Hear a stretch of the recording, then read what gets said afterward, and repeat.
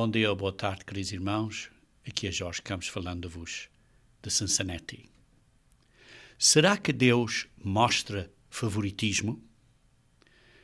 Basicamente, o favoritismo é favorecer uma pessoa. Não porque ele ou ela esteja fazendo uma coisa melhor, mas sim por causa de alguma característica estranha. Por exemplo, porque são participantes de um certo grupo favorecido, ou por certos gostos ou desgostos pessoais, etc. O favoritismo pode ser demonstrado, por exemplo, quando contratamos uma pessoa para um contrato, ou honramos um contrato, ou fazemos uma adjudicação, ou empregamos uma pessoa ou não empregamos uma pessoa numa empresa. Mas para com Deus, como lemos em Romanos 2, versículo 11, para com Deus não há acepção de pessoas. Deus trata todos com igualdade. Entendendo isto, quero fazer uma pergunta. Pode você receber ou ter um favor ou ser um favorito de Deus? Vejam comigo, se faz favor, em 1 João, capítulo 3, versículo 21 e 22. E diz assim: Amados, se o coração não vos acusar, temos confiança diante de Deus. Por quê? Porque temos favor para com Ele. Temos favor para com Ele. E aquilo que pedimos dele recebemos. Por quê? Porque guardamos os seus mandamentos e fazemos diante dele o que lhe é agradável. Guardamos os seus mandamentos e fazemos diante dele o que lhe é agradável. Esta é a maneira de sermos, ou virmos a ser, um favorito de Deus. Está claro, ele faz isso a todos, desde que façamos o que é agradável a Deus e que obedeçamos aos seus mandamentos. Então, quais são algumas das coisas que são agradáveis a Deus? Para que você e para que eu possamos receber este favor, para termos esta confiança diante de Deus. E por isso hoje vamos falar acerca de uma dessas coisas que é agradável a Deus. Isto é, como é que podemos receber misericórdia dele. Porquê?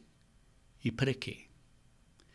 Para que você e para que eu possamos ser julgados no dia do juízo menos severamente do que talvez outra pessoa, ou do que talvez nós mereçamos. Porque Deus tem favor para com você e para comigo. Vejamos então começar aqui com um exemplo de Gênesis, capítulo 38. Gênesis, capítulo 38. Vamos ver aqui a história de Judá. Gênesis, capítulo 38. Começar a ler no versículo 24.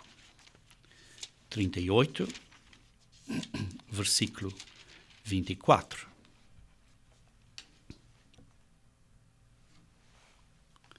Gênesis 38, versículo 24.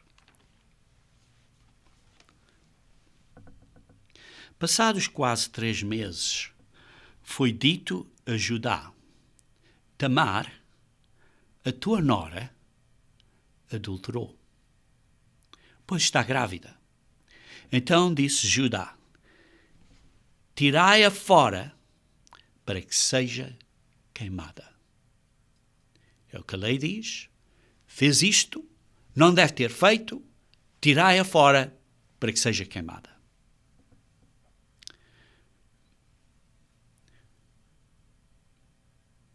Vejam então no versículo 25. Então, tirando-a, mandou ela dizer ao seu sogro: do homem de quem são estas coisas eu concebi. E disse mais: reconhece de quem este selo, e este cordão, e este cajado? Reconhecendo-os, Judá disse: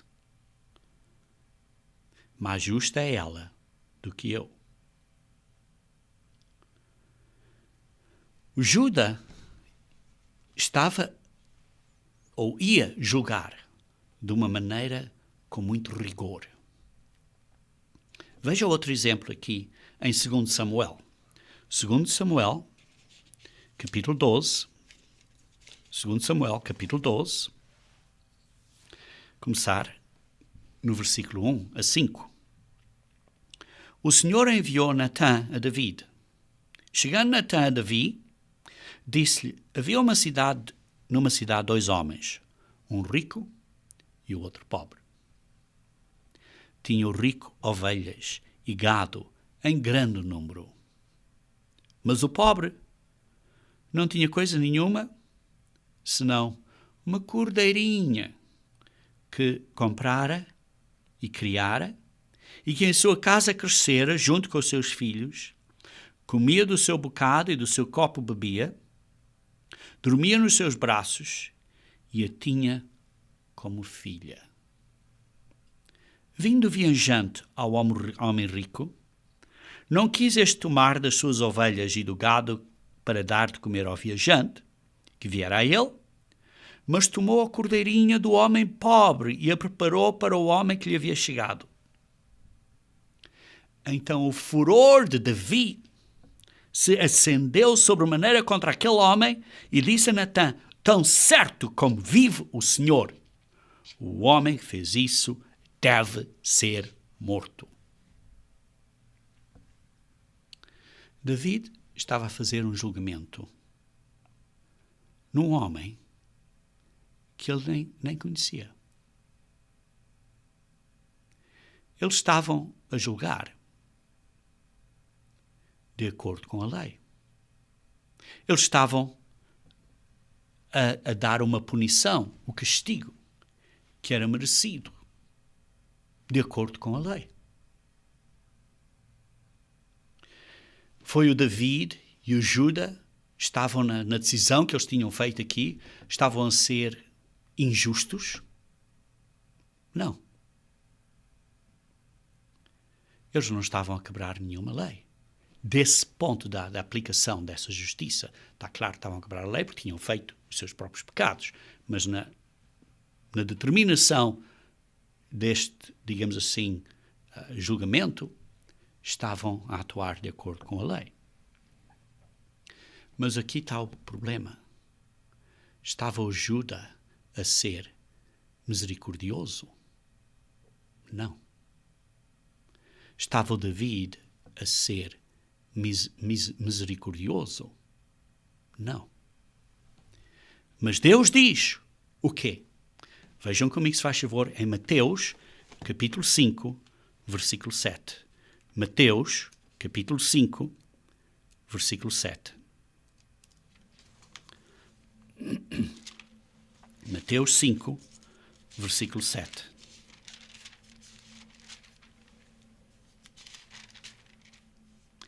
Bem-aventurados os misericordiosos, porque alcançarão misericórdia. Estas bem-aventuranças, que eu podia chamar como bonitas atitudes cristãs que nós devemos ter. Estas bem-aventuranças, ou estas bonitas atitudes cristãs, aqui está uma que diz: bem-aventurados os misericordiosos, porque alcançarão misericórdia. Notem aqui um ponto, que a misericórdia é aplicada quando há um ato de julgamento, ou digamos, discernimento, de discernir uma situação e chegar a uma conclusão do que se passa nessa situação. Mas vemos aqui, nesta secção de Mateus 5, das bem-aventuranças, ou digamos, destas bonitas atitudes cristãs que devemos ter, que começa primeiro com uma atitude de humildade no versículo 3. Humildes ou pobres de espírito. Depois, precisamos de ter uma atitude de chorar. Isto é, uma atitude que conduz a um arrependimento. Depois, precisamos de ter uma atitude de mansidão. Isto é, de sermos ensináveis, corrigíveis, maleáveis. Depois, temos uma atitude de ter fé e sede de justiça. Ter fé e sede de justiça. Notem que não é uma atitude de justiça própria, de autojustiça, mas é uma atitude de ter fome e sede da justiça. Diz assim, bem-aventurados que têm fome e sede de justiça. Não é que sejamos justos ou que estamos a tentar a ser justos, mas é que temos fome e sede, estamos esfomeados pela justiça de Deus. Então, quando estamos nesta situação em que estamos seguindo a justiça de Deus, vai acontecer situações na vida cristã em que precisamos de fazer decisões de discernimento. Vamos ter que, então, aplicar justiça e misericórdia nessas situações. Vamos ter que aplicar justiça e misericórdia nessas situações. E essa aplicação de justiça e misericórdia é um ato de fé. Vejamos então alguns dos ensinamentos de Jesus Cristo acerca da misericórdia. Vamos começar primeiro em Mateus capítulo 9. Mateus capítulo 9, algumas páginas à frente de onde estamos agora. Mateus capítulo 9, versículo 10 a 13.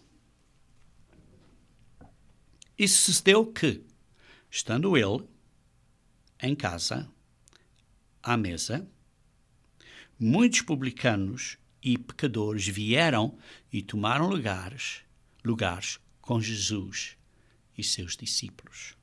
Muitos publicanos e pecadores.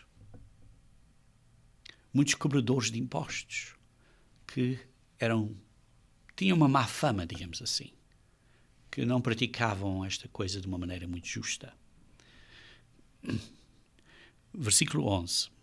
Ora, vendo isto, os fariseus perguntavam aos discípulos: por que come o vosso mestre com os publicanos e os pecadores?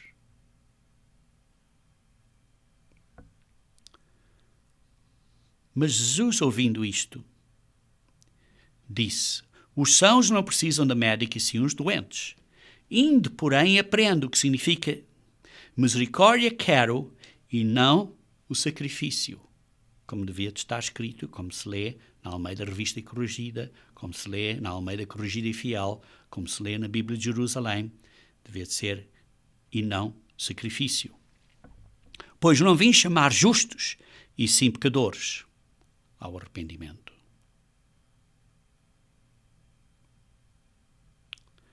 Entendemos o que se passa aqui?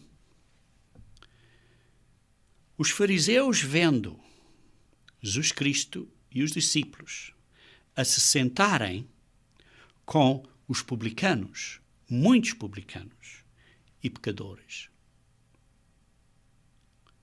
perguntaram: como é que o vosso mestre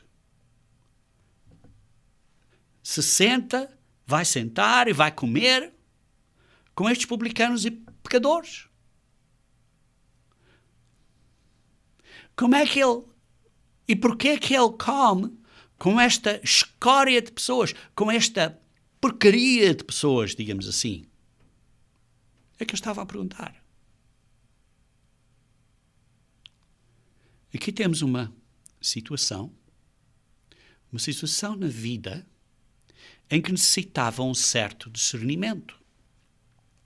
E eles estavam a discernir, a julgar e a condenar. E aqui temos um caso em que Jesus Cristo disse: Ide, porém, aprendei o que significa misericórdia quero e não o sacrifício. Isto é uma direta cotação de Oséias, capítulo 6, versículo 6. Mantenham o dedo aí e vejam brevemente. Oséias, capítulo 6, versículo 6. Oséias 6, versículo 6. Diz assim: Pois misericórdia quero e não sacrifício. E o conhecimento de Deus mais do que holocaustos. Pois misericórdia quero e não sacrifício.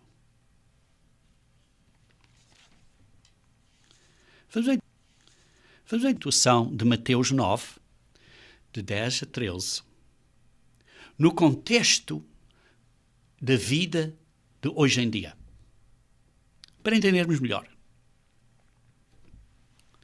E vamos tirar, digamos assim, este xingamento, dar um título a pessoas, para não dizer, são farisaicos, tirar esse título. E por isso aqui que temos aqui são pessoas na congregação de Israel do Antigo Testamento. Sim, a congregação de Israel do Antigo Testamento. Ou, noutras palavras, a igreja do Antigo Testamento. Temos aqui pessoas na congregação de Israel, na igreja do Antigo Testamento, que eram muito zelosas, que tinham muito zelo na maneira em que eles aplicavam a lei de Deus. E por causa disso, pensavam, conscientemente ou inconscientemente, pensavam que eram justos, que eram retos, porque estavam a fazer o que era certo, o que a lei dizia. E por isso diziam: como é que Cristo pode comer com este tipo de pessoas que são uma escória, uma porcaria de pessoas, pecadores? Então Jesus Cristo diz a eles: os sãos não precisam de médicos, sim os doentes. Ide, porém, aprendei o que significa. Jesus Cristo diz a eles: vocês estão doentes. Estão doentes espiritualmente, porque vocês não entendem o que a Bíblia diz no Antigo Testamento, porque naquela altura era o único testamento que existia, era o Antigo Testamento. Vocês não entendem o que a Bíblia diz quando fala acerca que misericórdia eu quero e não quero sacrifício.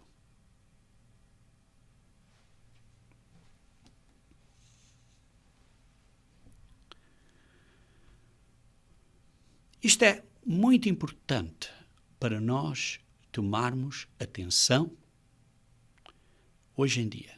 Porque nós, hoje em dia, somos a congregação de Israel de Deus, do Novo Testamento. Isto é, somos a igreja de Deus do Novo Testamento. E nós somos zelosos a aplicar a lei de Deus. Principalmente a lei que representa, que é uma identificação, que é o sábado.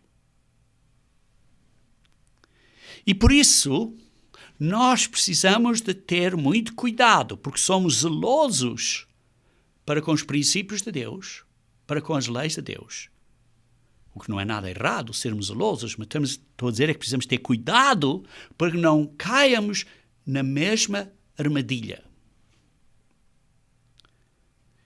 E por isso precisamos de ver, ter cuidado que não perdemos ou não apanhamos corretamente o significado da lição que Jesus Cristo está a dar aqui. Em Mateus 9:13, ele diz a seguinte, eu vou fazer agora uma parafrase, diz assim, agora vai e aprende o significado desta escritura. Eu quero que você mostre misericórdia e não quero que ofereça sacrifício. Porque eu não vim para chamar os que pensam que são justos, mas aqueles que sabem que são pecadores. Vê-se aqui que Jesus Cristo estava a explicar a estas pessoas que eram zelosas na aplicação da lei, que eles tinham mal entendido a Escritura. E a pergunta para nós é, nós também entendemos mal esta Escritura, que diz, eu quero que você mostre misericórdia e não quero que ofereça sacrifício? Eles leram incorretamente e estavam a usar incorretamente esta Escritura. Fazemos nós a mesma coisa? E o que é que eles estavam a fazer então? Por causa disso, estavam então a apontar o dedo, a apontar aos outros. E estavam a dizer que os outros eram pecadores. E como é que Cristo se podia sentar com eles? Aqui é um princípio importante, que nós fazemos coisas agradáveis a Deus. Nós agradamos a Deus. Não quando estamos a fazer o sacrifício, mas quando estamos a desenvolver relacionamento com outras pessoas. Sim, porque misericórdia é parte do relacionamento. E ao fim de contas, então, é um caso, é uma matéria, é um assunto acerca do coração. É acerca do que está aqui dentro, no coração. É uma atitude. Não é só um conhecimento, mas é do coração. E aqui estamos a, digamos assim, ver-se este desenvolvimento ou este crescendo do princípio de ter fome e sede pela justiça de Deus, a caminho de termos misericórdia. E ao mesmo tempo é um aviso para termos cuidado, para não sermos ou não termos justiça própria, não termos autojustiça. Porque ao fim de contas precisamos ter fome e sede da justiça de Deus. E depois, na aplicação disso, da aplicação da justiça de Deus, precisamos de aplicar isso numa maneira que demonstre misericórdia. É importante para nós entendermos isto, porque nós queremos receber misericórdia no dia do julgamento. Não queremos? Você não quer receber misericórdia no dia do julgamento? E misericórdia tem a ver com julgamento. E por isso, estamos a julgar, digamos assim, estamos a discernir uma situação, seja a situação que seja que tenha acontecido, por exemplo, durante a semana, você pensa, aconteceu qualquer coisa a você que o desapontou. e apetece fazer a aplicação da justiça.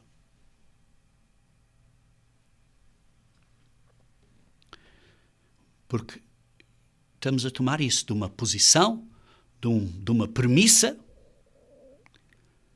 de justiça própria. Ou estamos a tomar essa posição de uma premissa de misericórdia para o bem do outro.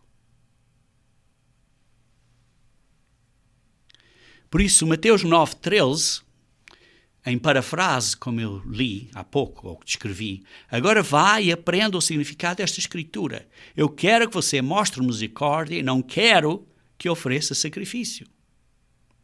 Isto é particularmente importante para nós entendermos, porque nós estamos na Igreja de Deus. Estamos na congregação de Israel e nós somos zelosos para aplicarmos a lei de Deus corretamente. Mas precisamos ter cuidado que não nos venhamos a ser ou ter justiça própria, mas em vez de ter justiça própria, precisamos de estar esfomeados pela justiça de Deus, que é diferente. Vejam comigo, se faz favor, em Romanos capítulo 2, versículo 17. Romanos 2, versículo 17. Mas agora eu vou ler na Bíblia de Linguagem 2. Romanos 2, versículo 17. Diz assim: o que dizer de você?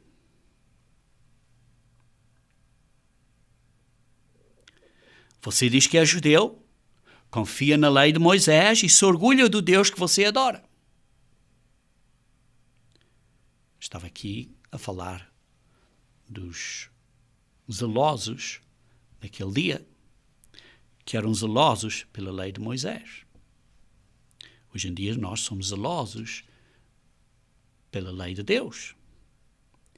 E você sabe o que Deus quer que você faça e aprende na lei a escolher o que é certo.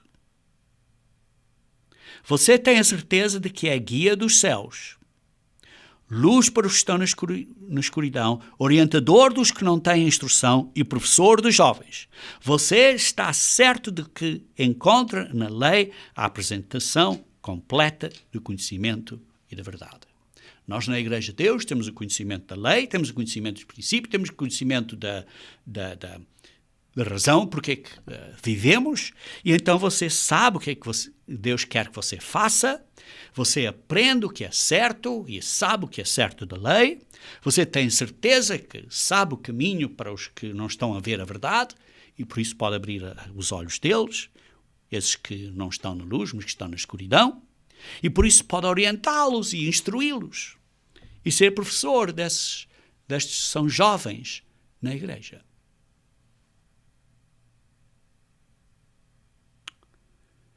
Queridos irmãos, o que Paulo está aqui a dizer é preciso ter cuidado, que não podemos ter confiança na lei para sermos justificados, porque isso é uma premissa incorreta. Vejam então no versículo 28 e 29. Porquanto eu pergunto, quem é judeu de fato e circuncidado de verdade? Quem é o verdadeiro judeu de Deus? O verdadeiro israelita de Deus? É claro que não é aquele que é judeu somente por fora e circuncidado só no corpo. Pelo contrário, o verdadeiro judeu é aquele que é judeu por dentro. Por dentro. Aquele que tem o coração circuncidado. É um assunto do coração. Não é só do conhecimento mental, mas é um assunto do coração. E isso é uma coisa que o Espírito de Deus faz e que a lei escrita não pode fazer. E o louvor que essa pessoa recebe não vem de seres humanos, mas vem de Deus. Eu estou a ler, como disse há pouco, da Bíblia na linguagem 2. E aqui vê-se que precisamos de ter uma coisa aqui dentro, no coração. Isso é que é o verdadeiro judeu de hoje em dia. O verdadeiro judeu. O verdadeiro judeu. Aquele que tem coração circuncidado. Isso é uma coisa que o Espírito de Deus faz. É uma coisa que o Espírito de Deus faz. E que a lei escrita não pode fazer. Queridos irmãos, é uma mudança do coração, produzida pelo Espírito Santo de Deus. Cristo viver em nós. É a justiça de Deus. A justiça que nós precisamos de estar esfomeados e cheios de sede para recebermos. E essa justiça nos conduz à verdadeira justiça. E esta aplicação justa é uma aplicação que tem misericórdia. Porque há alguma pessoa melhor que outra? Não, porque ao fim de todos pecamos. Como podem ler adiante em Romanos capítulo 3, todos nós pecamos. E por isso é que Jesus Cristo, nesta lição que lemos há pouco aqui em Mateus 9, em que estava com estas pessoas com que ele estava a comer, sentado, com os publicanos e com estes pecadores. E as pessoas que eram zelosas na lei estavam a dizer: como é que você se pode sentar com eles? E Jesus disse: vocês não estão a entender que Deus quer misericórdia e não sacrifício. Entendem o que ele está a dizer? Não quer sacrifício. Talvez entendem misericórdia, mas não entendem, não quer sacrifício. Vamos ler um bocadinho mais para entendermos um bocadinho melhor. Ou mais exemplos de Jesus Cristo. Por exemplo, em João capítulo 7. João capítulo 7, versículo 21. João 7, versículo 21.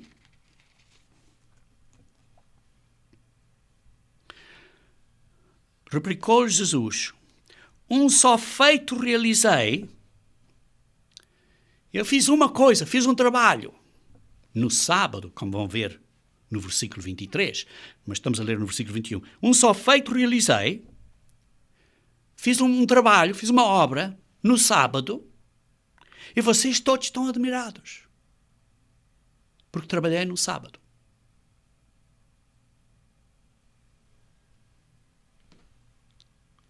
Versículo 22.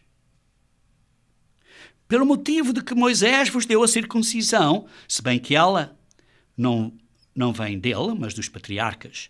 No sábado circuncidais um homem, no sábado trabalham para circuncidar um homem. Há muito trabalho para circuncidar uma pessoa, um bebê. Tem que ser umas condições higiênicas, uma coisa muito limpa e tudo, e tem que ser tudo muito limpinho, isso tudo, não é? Não se querem infecções e coisas assim. Versículo 23. E se o homem pode ser circuncidado em dia de sábado, se vocês podem fazer este trabalho, se podem trabalhar, para que a lei de Moisés não seja violada, a lei de circuncidar no 8º dia. Porque vos indignais contra mim pelo fato de eu ter curado, ter feito um trabalho, uma obra, ter curado uma pessoa no sábado. Ao todo. Completamente. Uma pessoa. Não julgueis segundo a aparência, mas sim pela reta justiça. Pela reta justiça. Não julgueis segundo as coisas por fora. Não julgueis segundo uma lista de coisas que pode e que não pode fazer. Você pode fazer isto no sábado ou não pode fazer isto no sábado. Não, isto não pode fazer. Não pode fazer. Eles tinham listas de coisas que podiam ou não podiam fazer. Não julgueis segundo a aparência, mas sim pela reta justiça.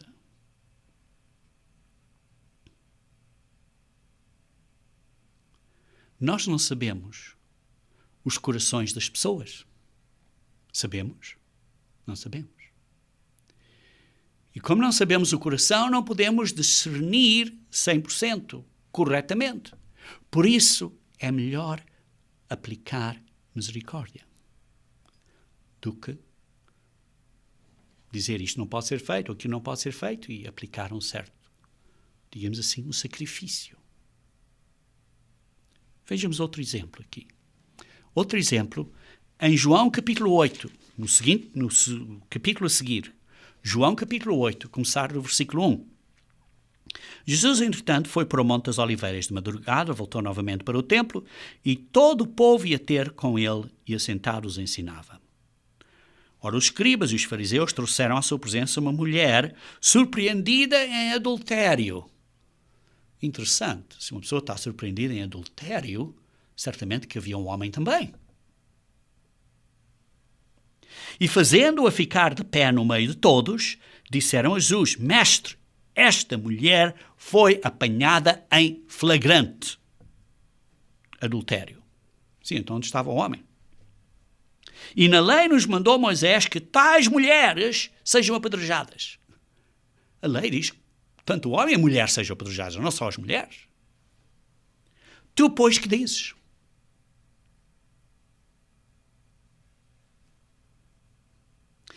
Isto diziam eles tentando para terem de que o acusar. Apontar dedos, apontar, acusar. Mas Jesus, inclinando-se, escrevia na terra com o dedo. Como insistissem na pergunta, Jesus se levantou e lhes disse: Aquele que entre vós estiver sem pecado, seja o primeiro que lhe atire pedra. E tornou-se a inclinar-se, continuou a escrever no chão. Mas ouvindo eles esta resposta, e acusados, isto é, convictos, pela sua própria consciência, foram-se retirando um por um, a começar pelos mais velhos até aos últimos, ficando só Jesus e a mulher no meio onde estava.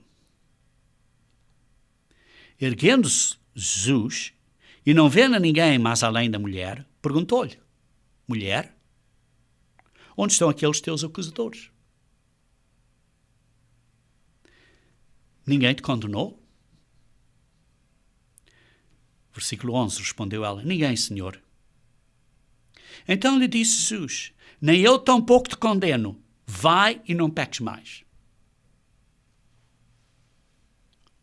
Vou fazer uma pergunta. Ela arrependeu-se? Ela tinha-se arrependido quando Jesus a perdoou, porque Jesus demonstrou misericórdia? Porque a pena da lei era correto. Estava escrito na lei. Devia ser apedrejada. E Jesus não aplicou o que era merecido. Mas não se lê aqui que ela se tinha arrependido. Ela não pediu perdão. Não, nada disso. Por isso, Jesus demonstrou misericórdia, muito possivelmente antes dela se ter arrependido. E por isso, ela não estava a receber o que merecia. Não estava a receber o que merecia. Vemos situações na nossa vida diária em que vemos certas coisas e aquela pessoa merece isto. Temos que aplicar a justiça. Ou vamos demonstrar misericórdia. Mesmo antes do arrependimento.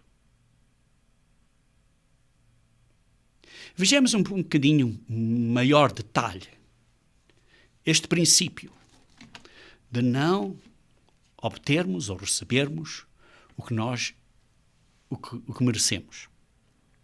O que é a misericórdia?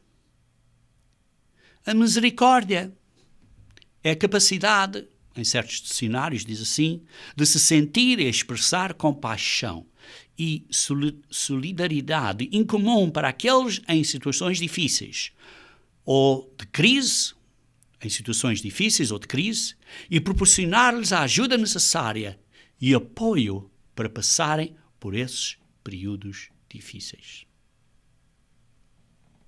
Mas Deus vai além dessa definição, queridos irmãos. Porque há um tempo, como o caso aqui de Jesus, de abster de punir os transgressores.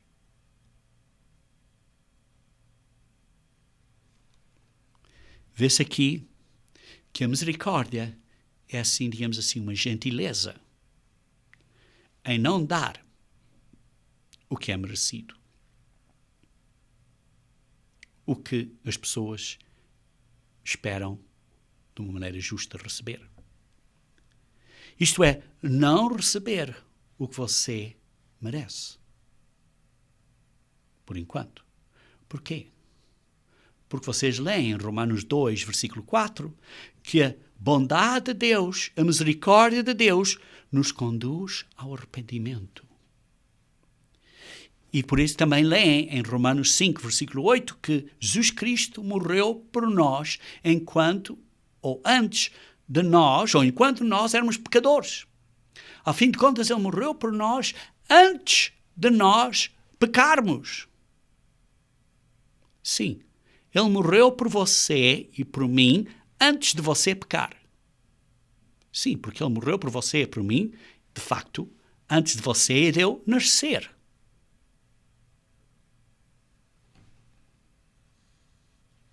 Vejam comigo, se faz favor, em Tiago, capítulo 2. Tiago, capítulo 2. Tiago, capítulo 2, versículo 13.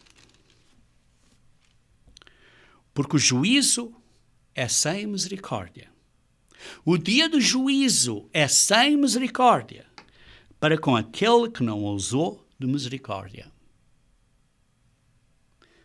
A misericórdia triunfa sobre o juízo. A misericórdia triunfa sobre o juízo.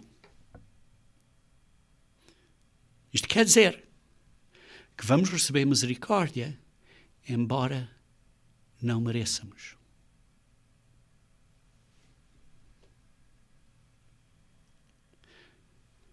Mas se nós dizemos a outras pessoas, ele deserve, ele isto merece ele ser castigado.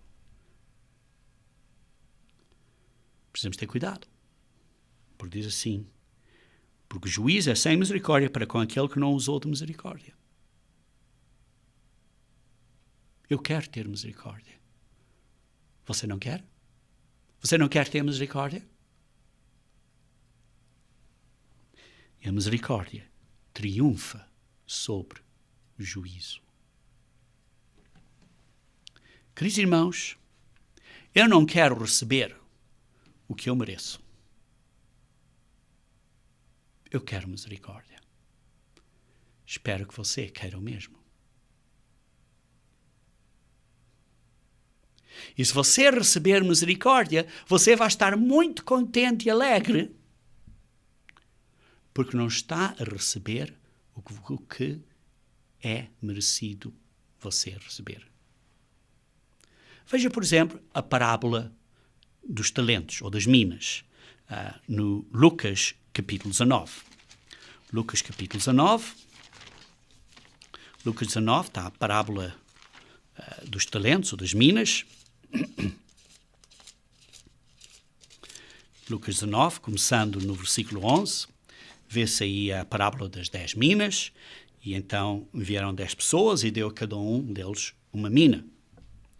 Ora, uma mina, se for uma mina de ouro, podia ser uma mina de prata, mas, por exemplo, se fosse uma mina de ouro, vamos pensar que tinha sido uma mina de ouro, seria do valor de aproximadamente de cerca de 5.000 euros ou 10.000 reais. E por isso, cada um tinha recebido esta boa quantia de dinheiro. E agora foi dito a eles, vocês usem e façam isso com esse dinheiro. Usem isso. Então vejam no versículo 20 e 21. Porque vemos que um tinha uma mina e dessa uma mina fez 10. Por exemplo, tinha 10 mil reais e acabou por ter 100 mil reais. Um tinha 10 mil reais e acabou por ter 50 mil reais. Mas está aqui um outro que tinha 10 mil reais e quando vê-se aqui que este homem nobre veio, que representa Jesus Cristo, diz assim, no versículo 20. Veio então outro dizendo, eis aqui, Senhor, a minha mina, os meus 10 mil reais, que eu guardei embrulhado num lenço. Pois tive medo de ti, Senhor, tu és um homem rigoroso. Tiras o que não puseste e ceifas o que não semeaste. Ele condenou Deus como um homem rigoroso. Via a aplicação da lei como um rigor.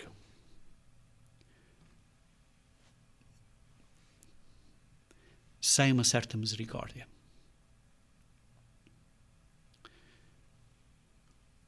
E via isto como um sacrifício e não como misericórdia.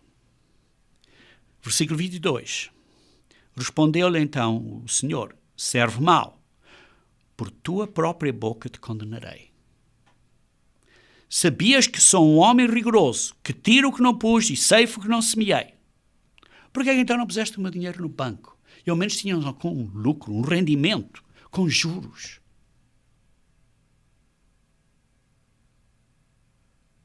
Foi julgado pelo que ele disse, foi julgado da maneira que ele viu as coisas, muito rigorosas. E por isso foi julgado rigorosamente. Entendemos este princípio?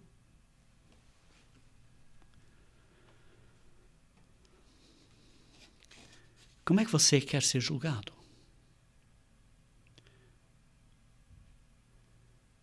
A misericórdia triunfa sobre o juízo. A misericórdia triunfa sobre o juízo.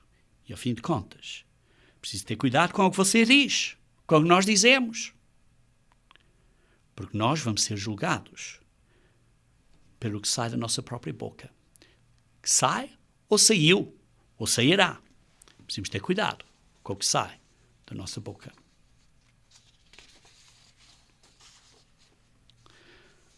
Se nós não perdoamos as outras pessoas, se nós não temos misericórdia, Deus vai ter a mesma abordagem para conosco. Vejam mais aqui acerca do ensinamento de Jesus Cristo, acerca do princípio de ser misericordioso, em Mateus 23, 23. Porque estamos a falar, lembrem-se, de pessoas que eram zelosas pela lei. Zelosas pela lei. E nós temos de ter cuidado quando somos zelosos que não nos tornamos com justiça própria. Então estas pessoas que eram zelosas pela lei, 23, 23, Mateus 23, 23, diz assim, ai de vós, escribas e fariseus, ai de vocês pessoas que são zelosas pela aplicação da lei de uma maneira em que não há misericórdia.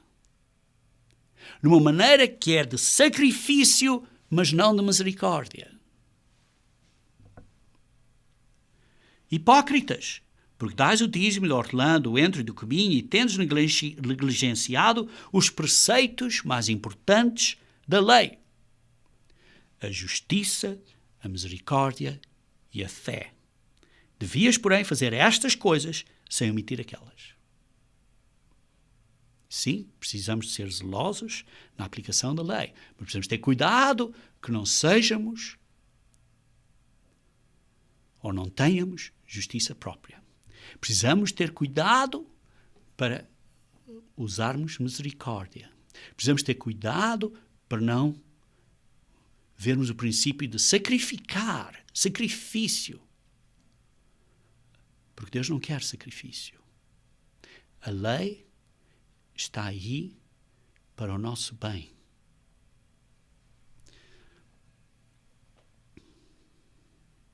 Nós, tal como estes membros da congregação de Israel, que eram zelosos pela lei, nós, como membros da Igreja de Deus, zelosos pelos princípios, pela lei de Deus, temos que ter cuidado que inconscientemente não nos tornemos, digamos assim, em certos pontos da lei como justificação para sermos salvos. Precisamos ter cuidado que não caiamos nessa armadilha.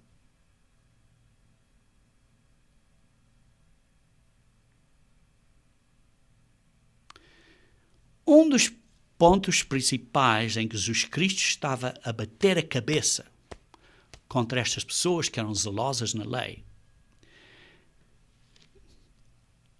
na aplicação deles de dia a dia da lei, uma das áreas principais que ele continuou a bater a cabeça foi da maneira que eles interpretavam ou aplicavam a aplicação do sábado. E por causa do seu zelo na aplicação da lei do sábado, tornaram-se, digamos assim, fora de equilíbrio. Não estavam a aplicar a lei do sábado perante um equilíbrio são. Vejam também aqui em Mateus capítulo 12. Mateus capítulo 12, versículo 1 e 2. Por aquele tempo, em dia de sábado, passou Jesus pelas searas. Ora, estando os seus discípulos com fome, entraram a comer espigas. E a comer. E os fariseus, porém, vendo isto, disseram: eis que os teus discípulos fazem o que não é lícito fazer no sábado.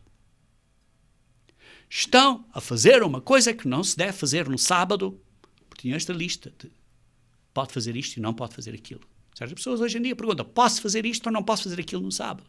Tinham esta lista, pode e não pode fazer. E por isso estavam a trabalhar no sábado. Os discípulos de Jesus, na mente daquelas pessoas, destes fariseus, destas pessoas que eram zelosas pela lei, na mente deles, Jesus e os discípulos estavam a trabalhar no sábado. Eles, digamos assim de outra maneira, estavam a encorajar a pessoas a trabalharem no sábado, a quebrar o sábado, dando, digamos assim, um mau exemplo. É o que eles viam, entendiam. Num ponto prático, hoje em dia, vieram certas pessoas para o culto na Igreja de Deus e hoje já não atendem culto porque dizem que porque nós alugamos uma sala para observar o culto ao sábado, porque nós não temos a nossa própria sala nesta cidade pequenina onde observamos o sábado, não tínhamos a nossa própria sala, por isso alugávamos e alugamos. Não vem à igreja porque disse que estávamos a encorajar pessoas a trabalhar no sábado. E por isso estão a evitar a assembleia de pessoas no sábado. Que é um mandamento direto para não evitarmos a assembleia, como diz em Hebreus. Porquê? Porque estavam zelosos, dedicados à lei, mas não de acordo com conhecimento, como diz em Romanos 10, versículo 1, 2 e 3. Diz assim: porque não conheciam a justiça de Deus. E é o que Jesus Cristo estava a dizer aqui.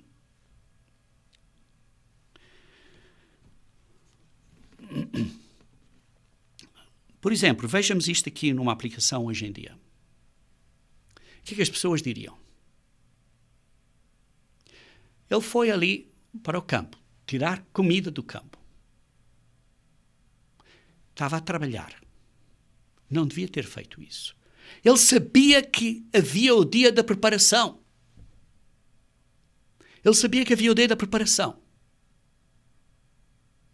Ao fim de contas, ele sabia que havia de estar nessa situação e que havia de estar com fome. E era o dia da preparação, podia ter preparado.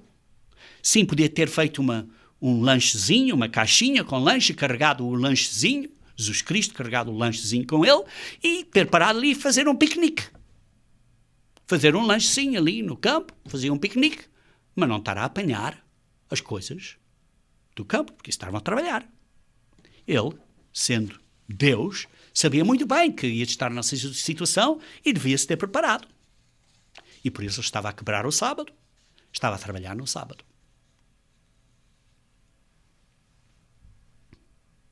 Versículo 3, Mateus 12. Mas Jesus lhes disse: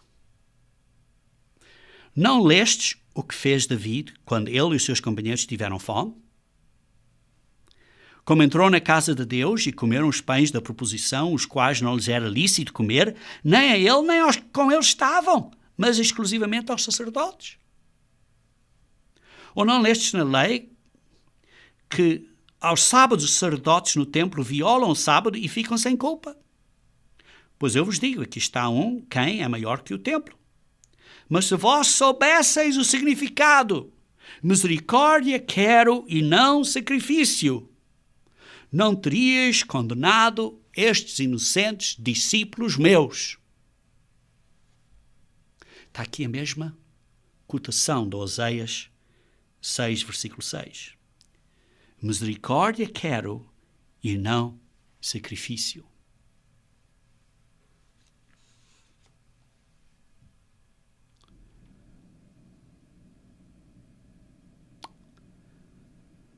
Queridos irmãos,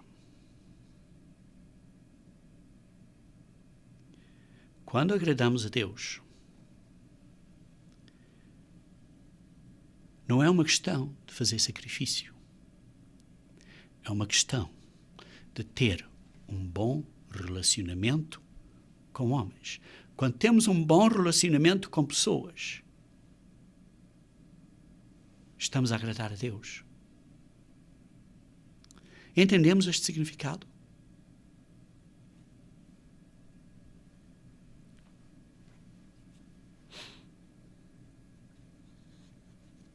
Ora, eles não estavam numa situação ou numa crise em que estavam quase a morrer, esfomeados. Não. Eles tinham fome, mas não iam morrer esfomeados. Podiam ter sacrificado um bocadinho e esperado um pouco. E podiam ter tido essa fome por mais umas horazinhas. Mas ele diz aqui, dá ao princípio, misericórdia quero e não sacrifício. E depois diz, porque o Filho do Homem é Senhor do sábado. E na mesma situação, em Marcos capítulo 2, ele diz, o sábado é feito para o homem e não o homem para o sábado. Por isso o Senhor, o Filho do Homem, é Senhor do sábado e não de outra maneira ao contrário. Queridos irmãos, nós devemos ser zelosos pelo sábado, pelas leis de Deus. Mas precisamos, na aplicação desta dedicação, precisamos de ter cuidado que demonstremos misericórdia. Nesse exemplo de Marcos 2, continua então em Marcos 3, que depois disso, depois de ele ir pelo campo, ele foi para a sinagoga e estava lá uma pessoa com uma mão ressequida, uma mão assim, talvez até ainda fosse mais pequena, porque estava assim tão doentinha, nunca usou, estava ressequida, e ele curou essa pessoa dessa mão. E eles ficaram a acusar a Jesus Cristo, e Jesus Cristo ficou zangado com eles. Mesmo zangado. Vocês podem ler isso em Marcos capítulo 3. Versículo 5. E por isso, como vem aqui em Mateus 12, onde estávamos a ler, por causa desta situação, eles começaram a acusar Jesus Cristo. Vejam, por exemplo, no versículo 24. Mas os fariseus, ouvindo isto, murmuravam: este não expele demónios, senão pelo poder de Belzebu, maioral dos demónios. Começaram a acusar, a dizer mal dele. E por isso, então, Jesus Cristo diz: vocês tenham cuidado. Vocês vão ser julgados por qualquer palavra que sai, por todas as palavras que dizem. Como diz em versículo 36 e 37. Digo-vos que, de toda palavra frívola que proferirem os homens, dela darão conta no dia do juízo. Tenham cuidado, porque pelas tuas palavras serás justificado e pelas tuas palavras serás condenado. O que é que Deus requer de nós? O que Deus requer de nós é justiça, misericórdia, como vem em Miqueias 6, versículo 8. Então, como é que você pode obter mais misericórdia e compaixão? Primeiro, analise-se a si próprio. Olhe-se a si próprio. E veja, você tem sido misericordioso para com outros?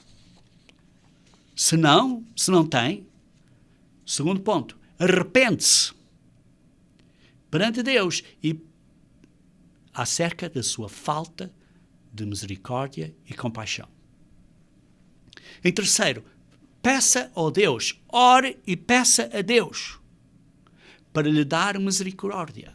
Porque, ao fim de contas, misericórdia é um dos dons espirituais. Vocês podem ler em Romanos 12, versículo 8, que um dos dons espirituais, uns dons do Espírito Santo de Deus, é a misericórdia. E por isso, peçam a Deus para vos dar misericórdia. É um dom espiritual. Peçam.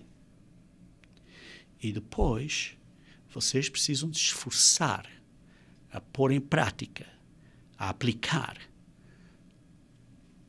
essa misericórdia na vida. Vocês leem, por exemplo, em Lucas, capítulo 10. Lucas, capítulo 10.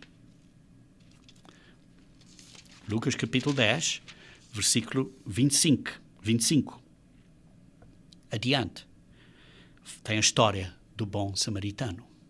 Estava um homem, tentava justificar a si próprio, como lê no versículo 29, Lucas 10. Ele estava a perguntar: mas quem é o meu próximo? Então Jesus dá a história do bom samaritano. E então pergunta a ele: então, quem é o seu próximo? Nesta história, quem era o próximo dele? Ele disse, no versículo 37, Lucas 10, 37, respondeu-lhe o intérprete da lei, o que usou de misericórdia para com ele. Então Jesus disse: vai e procede tu de igual modo.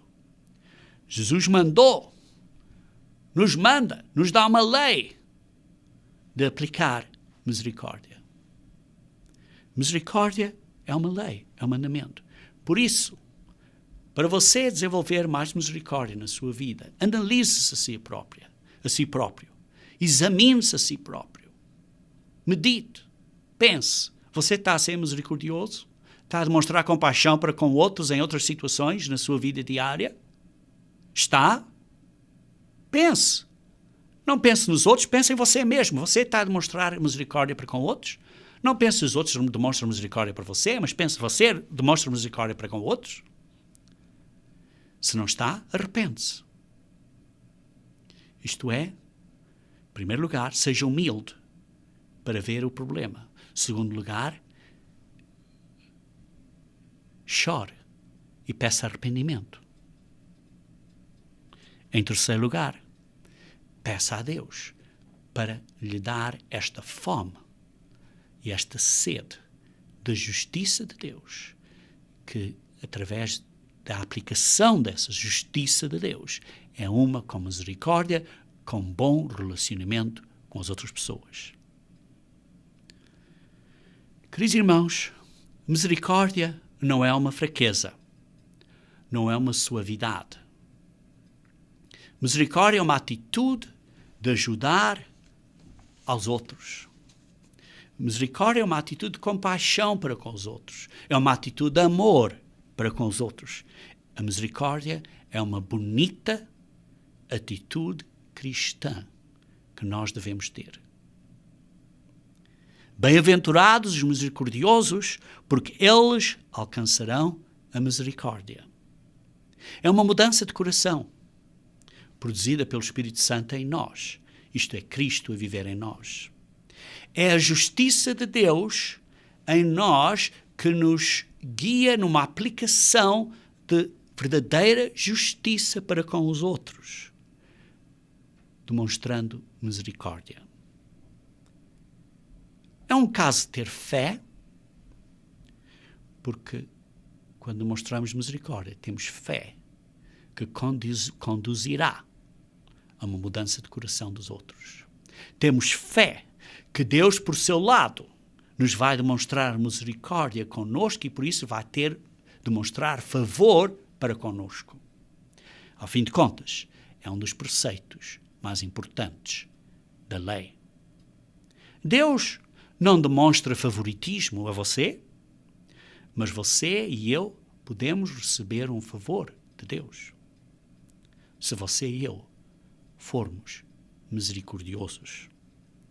Nós, você e eu, querido irmão, podemos ser julgados menos severamente do que outros, se formos misericordiosos para com os outros.